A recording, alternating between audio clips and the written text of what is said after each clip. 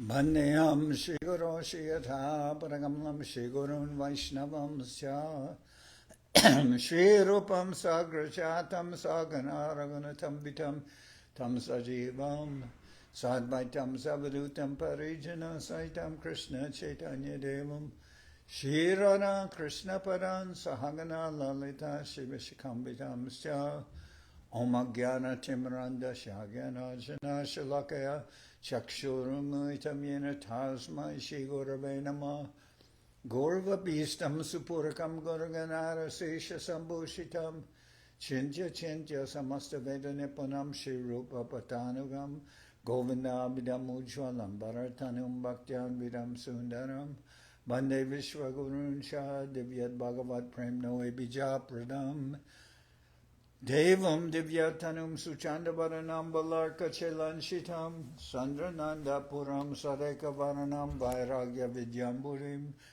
Sri Siddhanta Nidim Subhakti Lasitam Saraswatanam Baram Manitam Shubharam Mareka Sharanam Nyashishvara Shedaram Banchakalpatarubhyas Chakripa Sindhubhyevacha Patitanam Pavanibhyo Vaishnavebhyo Namo Namah Namo Mahavaranyaya Krishna Prema Pradayate Krishnaya Krishna Chaitanya Namane Gauratavishe Namah.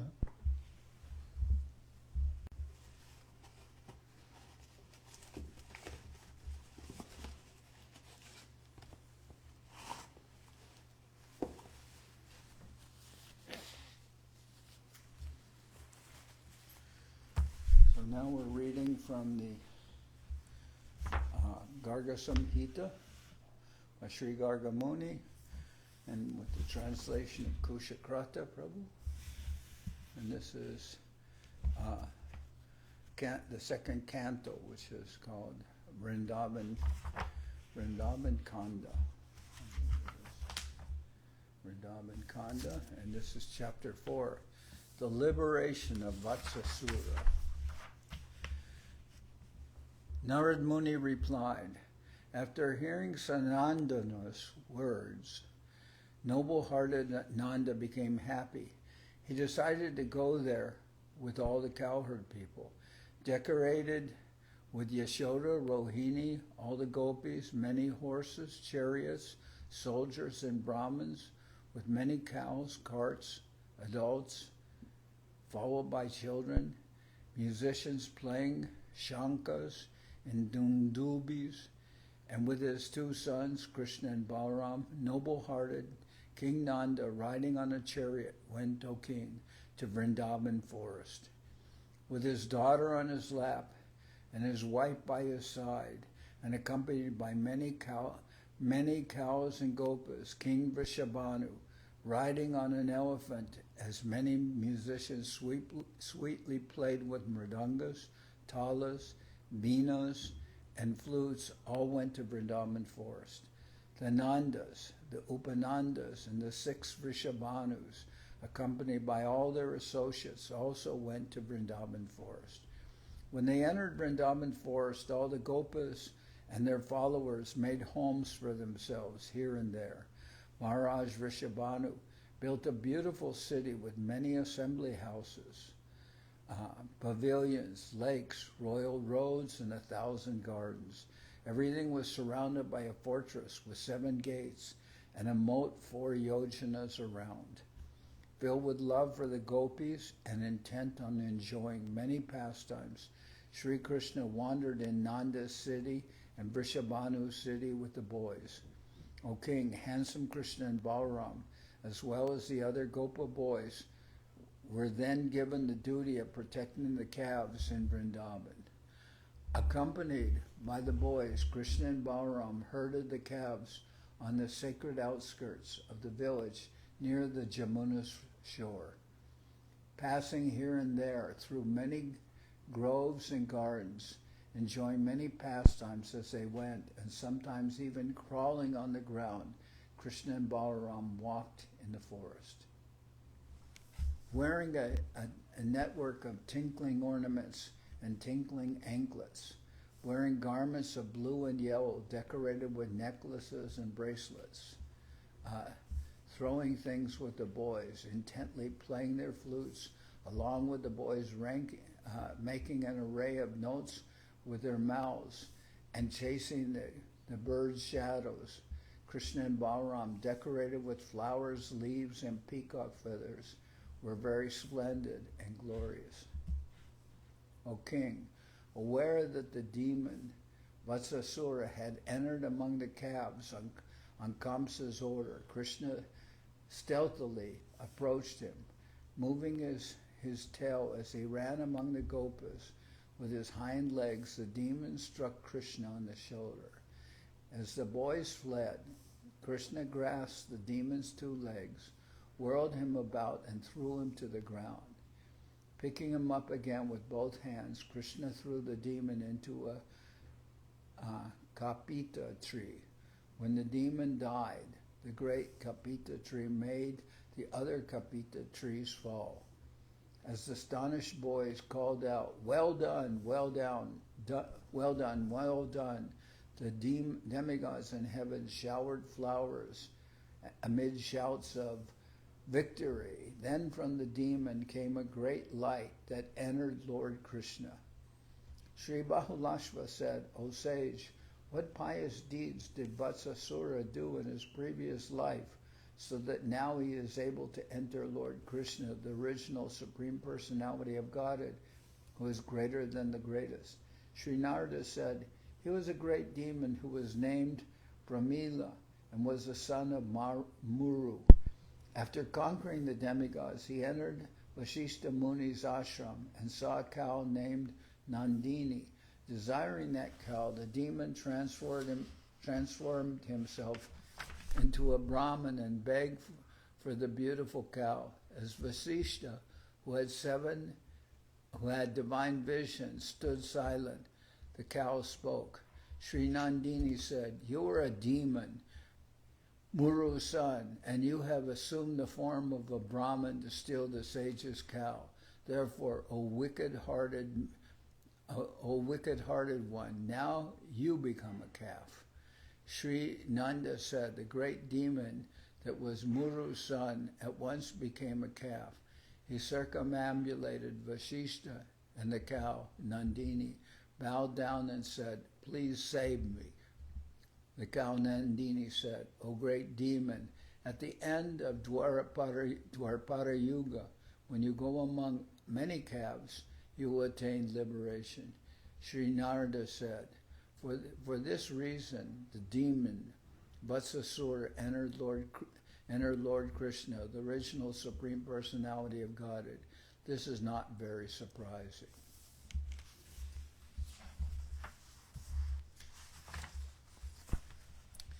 Continue with chapter 5, the liberation of Bakasura. Sri Narada said, one day as he was herding the calves in the company of Balaram and the boys, Krishna saw a great duck demon by the Yamuna shore. Its form like a white mountain, its feet gigantic, its quacking like the rumbling of clouds, and its beak like a thunderbolt. The demon swallowed Lord Krishna as the boys fled. All the boys wept as if they had lost their lives. All the demigods came and cried out, "Alas, alas!" Bringing his very powerful thunderbolt, Indra struck the demon. With that blow, the demon fell, but he did not die. Again the demon stood up. Then Brahma became angry, and with his Brahma Danda, he struck the demon. With that blow, the demon fell and was unconscious. For 2 gatikas, 1 gatika equals 24 minutes. Still, the powerful demon did not die. He shook his body, yawned, again stood up, and roared like a cloud. With his trident, Lord Shiva struck the great demon. 1 wing was cut off, but still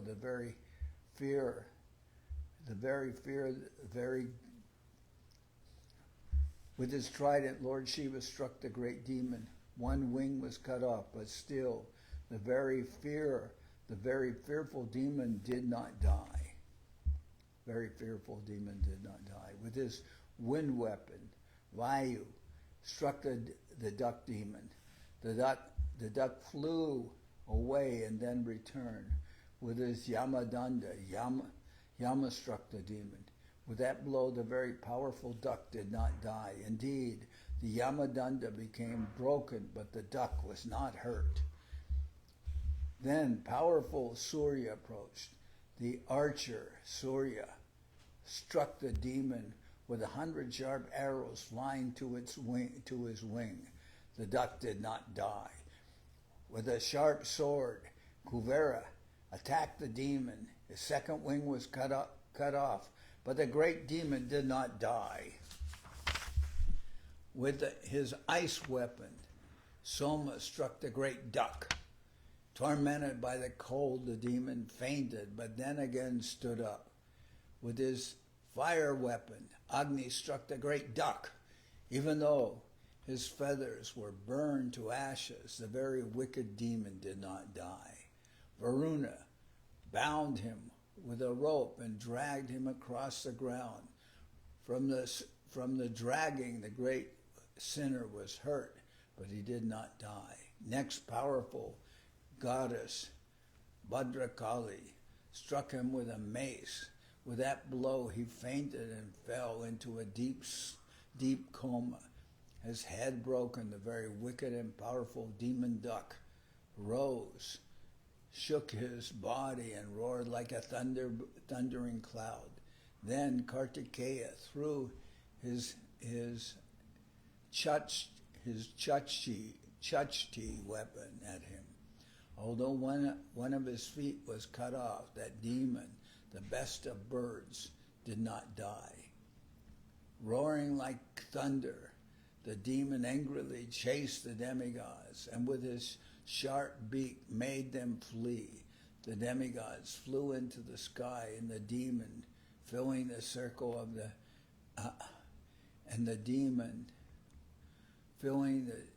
of the directions, with a great sound flew after them.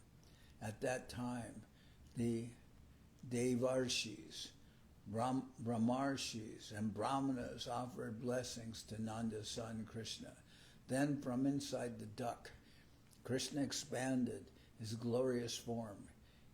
His throat broken, the great duck at once vomited Krishna out. When the duck came to catch him in his beak, Krishna grasped the duck's tail and threw him to the ground. The duck stood up again and opened his beak. With both hands, Krishna split the duck's beak as an elephant breaks the branch of a tree. At this, the demon died. A light left his body and entered Lord Krishna. With shouts of victory, the demigods showered flowers. Filled with wonder, all the gopas embraced Krishna and said, "Friend, you are saved from death's mouth." After killing the duck, Krishna, cheerful and singing as he went, returned with the boys and calves to his father's palace. When they entered the house, the boys told what Sri Krishna, the Supreme Personality of Godhead, had done, and when the people heard of it, they became filled with wonder. Sri Bahulashva said, "Who was this demon before? Why did he become a duck? Why was he able to enter Sri Krishna, who is the Supreme Personality of Godhead and the Master of all?"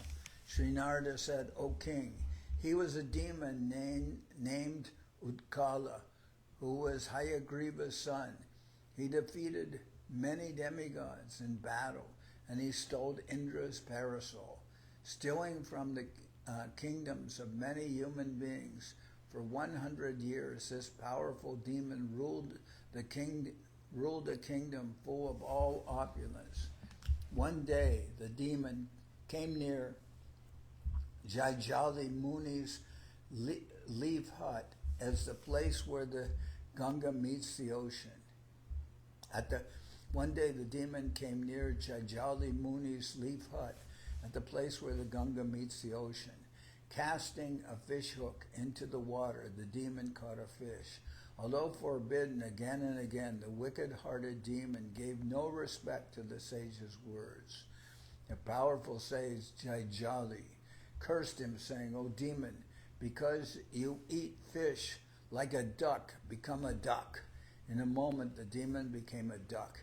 His powers lost and his pride and arrogance gone, he fell with folded hands at the sage's feet and spoke to him. Utkala said, "O sage, save me.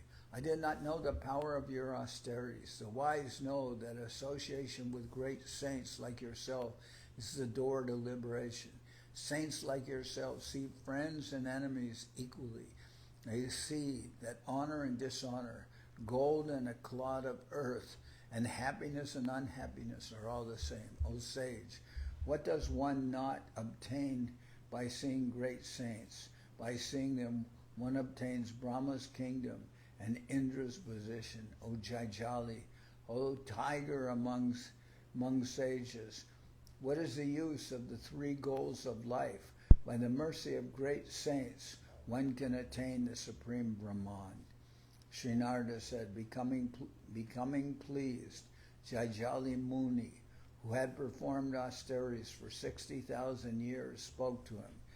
Sri Jaijali said, "In the Vaivasvata Manvantara, during the 28th Yuga cycle, at the end of Dwapara Yuga, in Bharatvarsha, at Mathura, in the circle of Braja, Sri Krishna, the Supreme Personality of Godhead, will herd many calves in Vrindavan forest. At that time, you will enter Lord Krishna's existence.